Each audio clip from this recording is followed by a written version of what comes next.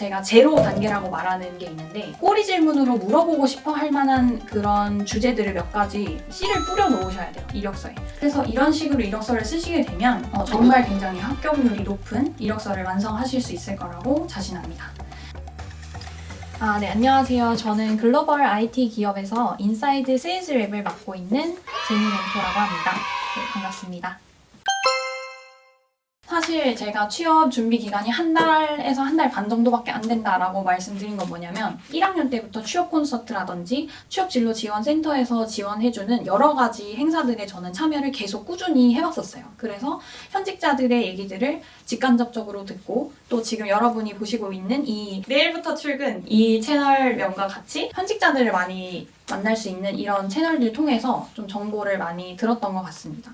그러니까 그렇게 했을 때 제가 직접 이 직무를 경험한 건 아니더라도 내가 현업에 가게 되면 저런 일을 하겠구나, 저런 고충이 있겠구나, 또 저런 보람을 느낄 수 있겠구나, 이런 것들을 정보를 직간접적으로 계속 모았던 것 같아요. 그래서 어느 정도는 그렇게 학부 시절에 이 직무라든지 그 회사에 대한 것들 정보를 다 얻은 상태에서 저는 나 무조건 대기업 가야겠다, 이런 우선순위를 설정을 하고 그거에 맞게 마케팅, 그 다음에 HR, 그리고 세일즈 이 세 개를 고루 분배해서 저는 지원을 했던 것 같습니다.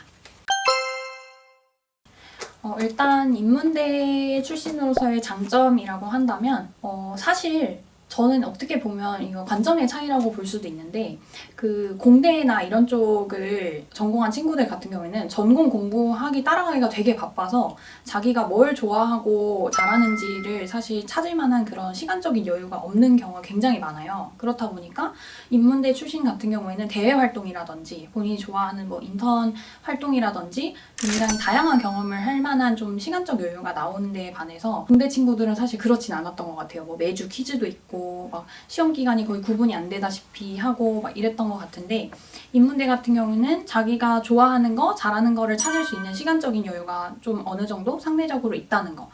단점으로는 사실 굉장히 많은 부분이 있는데 취업을 하는 데 있어서 인문대 학생들이 전공을 살려서 가는 케이스는 사실 저는 많이 못 본 것 같아요. 그게 어떻게 보면 단점이라면 단점? 왜냐면 어쨌든 대학이라는 시간이 사실 뭐 2년, 4년 짧지 않은 시간이잖아요. 그런데 그 시간 안에서 배웠던 것들을 충분히 활용하지는 못하는 것 같다는 생각이 좀 들어서 그런 부분에선 단점이라고 할 수 있을 것 같습니다. 저 같은 경우는 어쨌든 인문대 출신이 맞잖아요.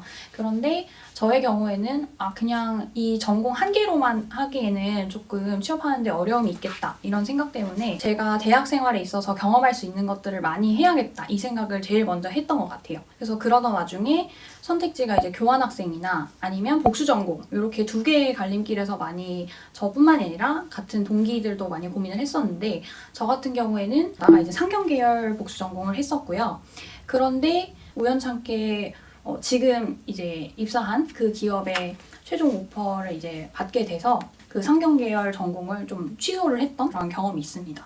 그런데 이제 대부분의 제 주변 동기분들을 보면 인문학 전공하시는 분들이 상경 계열로 같이 이제 복수 전공을 해서 금융 공기업이라든지 아니면 일반 공기업 쪽으로 많이 취업을 하시는 걸로 알고 있고 또 일반 기업 같은 경우에도 상경 계열로 아무래도 복수 전공을 하게 되는 경우에는 조금 좀 무난하게 이렇게 가는 케이스들을 많이 봤던 것 같아요. 또 이제 복수 전공에 좀 초점을 두고 뭐 교직 이수를 한다던가 이런 쪽으로 케이스를 좀 나눠서 가는 경우도 봤고 또 최근에는 이제 국비 지원으로다가 코딩 쪽을 많이 지원해주는 케이스도 있어서 전공을 뭔가 살려서 한다기보다는 내가 코딩 새롭게 배워서 해볼 거야 약간 이런 식으로 전공에 뭔가 엄청 이 전공을 살려서 가겠어 라는 케이스보다는 내가 다양한 경험을 하고 거기서 내가 좋아하는 것 그리고 잘하는 것들을 어떻게 하면 잘 살릴 수 있을까에 좀 포커스를 둔 친구들이 취업 성공률이 굉장히 높았던 것 같습니다. 네. 보통은 문과 출신 친구들이 제일 많이 선호하는 직군 3개가 금융 공기업이라든지 아니면 일반 공기업 쪽으로 많이 취업을 하시는 걸로 알고 있고 마케팅이랑 이제 HR 이쪽인 것 같아요. 그런데 마케팅 같은 경우에는 사실 학부 시절에 생각하는 그런 마케팅이랑 우리가 실제 현업에서 돌아가는 그 마케팅의 그 범주가 굉장히 다르거든요. 그래서 학부 시절에는 마케팅을 이제 선호하던 친구들이 막상 이제 현업에 들어가서는 내가 생각했던 마케팅은 이게 아닌데 라고 하는 친구들도 사실 여러 봤고, HR 같은 경우에는 제 주변에도 사실 굉장히 소수로 있긴 하지만 HR 같은 경우에는 마케팅이나 이제 세일즈 직무랑은 좀 다르게 장벽이 굉장히 높아요. 진입 장벽이 굉장히 높다 보니까 마케팅이나 세일즈 같은 경우에는 그래도 정규직으로 들어가는 케이스가 조금 덜어 있는데, HR 같은 경우에는 일단 기본 시작이 인턴에서 전환이 되는 케이스거나 혹은 계약직 혹은 파견직으로 시작해서 어느 정도 일정 기간의 그 프로세스를 거친 다음에 전환이 되는 케이스가 굉장히 많아서 선호도는 높은데 실제로 그게 정규직으로 전환이 돼서 그 현업에서 일을 할 가능성은 사실 조금 확률적으로 봤을 때 어려운 직무라고 저는 말씀을 드릴 수 있을 것 같습니다. 좀 특이한 케이스들 몇 개를 좀 더 설명을 드리자면, 문과에서도 이제 요새 국비 지원으로다가 코딩 지원을 많이 해주다 보니까 컴퓨터 공학과를 복수 전공을 한다던가 혹은 부전공으로 이제 파이썬이나 R 같은 뭐 자바스크립트 이런 것들을 배워서 좀 맛을 본 상태에서 내가 이게 적성에 맞는지 안 맞는지를 체크를 하고, 거기서 이제 적성에 맞는 친구들은 실제 코딩하는 이제 프로그래머 쪽으로다가 넘어가는 케이스도 저는 봤습니다. 일단 이력서 같은 경우에는 제가 제로 단계라고 말하는 게 있는데, 첫 번째 제로 단계는 학부 시절이나 혹은 내가 뭔가 취업을 준비하는 기간에 있어서의 가장 중요한 것이라고 할 수 있는데, 경험을 정리하시는 걸 추천을 드립니다.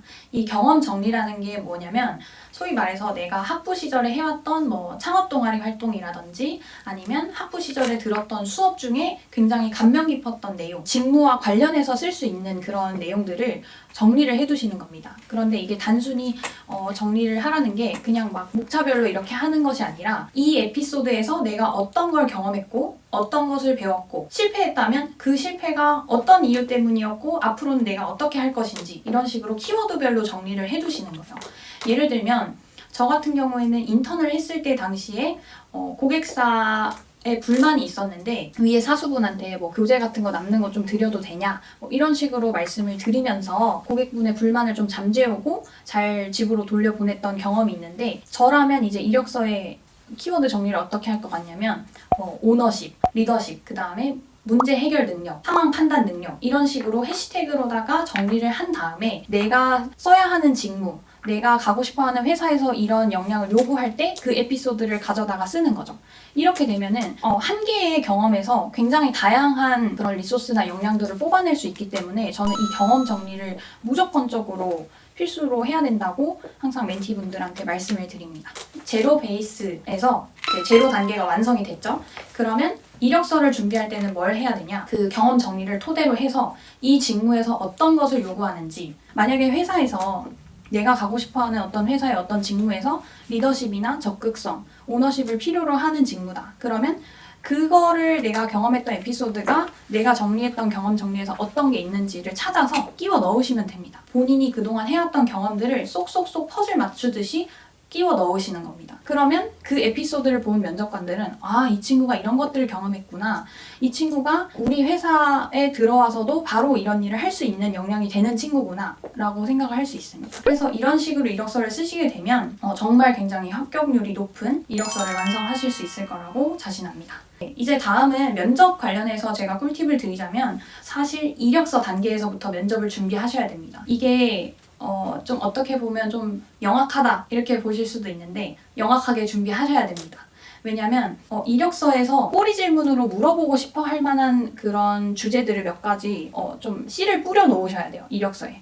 그러니까 예를 들어서 내가 이 직무와 관련된 활동을 5, 6가지를 했는데 이거를 한정된 공간 안에 다 쓸 수가 없잖아요. 그래서 그 중에 가장 임팩트 있는 이 한 개에 대해서만 소개해 드리겠습니다 라고 말을 하고, 이력서 상으로는 에피소드가 1개 혹은 2개만 들어가겠지만, 이제 면접관 입장에서는 그럼 그 나머지 3개, 4개에 대해서도 혹시 얘기해 주실 수 있나요? 라고 물어볼 가능성이 높기 때문에 면접을 위한 준비를 이력서 단계에서부터 미리 하시는 게 좋고, 그 다음에 PT 면접인데 회사에 대해서 소개하고 또 나 스스로에 대해서 소개하라, 이런 게 사실 굉장히 공통적으로 많이 나오는 케이스거든요.